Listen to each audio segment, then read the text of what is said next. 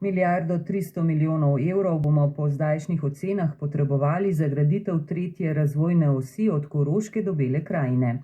S 26 milijoni evrov za kilometer bo to najdražji del slovenskega avtocestnega križa, saj gre za zelo zahteven teren. A upoštevati je treba, da se materiali dražijo, na gradbiščih pa primanjkuje delavcev. Tako dobra 2 tedna po prvi lopati na Koroškem gradbišče v Slovenj Gradcu ostaja prazno. A kot zatrjujejo pristojni, po prvi lopati na Koroškem želijo čim prej začeti graditev tudi na jugu proti Beli krajini. Več Metka Pirc.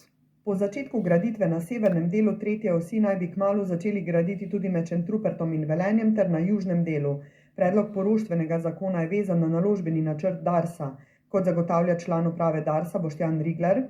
Investicijski program je praktično zaključen, mislim, da se še zadnji detajli se usklajujejo, tako da tudi mi pričakujemo, da bo zdaj v jesenskem času poroštveni zakon sprejet. Na Gospodarski zbornici Slovenije pričakujejo, da se bo rast cen gradbenih materialov stabilizirala. Direktor Zbornice za gradbeništvo in industrijo gradbenih materialov Gregor Ficko. Podatki, ki jih imamo na zbornici, vseeno ne beležimo nekega velikega odstopanja od investicijskih vrednosti na večjih infrastrukturnih projektih, ki se gradijo v Sloveniji. Del ceste čez premogovnik sicer projektantsko še ni povsem končan. Dušan Ogrizek, direktor družbe Lineal. Mi mislimo, da smo uspeli odgovoriti na vse izzive tega prostora. Imamo seveda tudi meritve, ki kažejo ugoden trend umirjanja tega območja. Bistveno pa je, da se cesta poveže po vsej vertikali od Koroške do Bele krajine. Gradbeno dovoljenje za prvi odsek na južnem delu pričakujejo še ta mesec.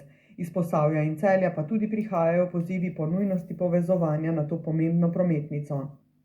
O graditvi hitre ceste med Koroško in Belo krajino bo danes govor v studiu ob 17. na prvem. Vabljeni k poslušanju.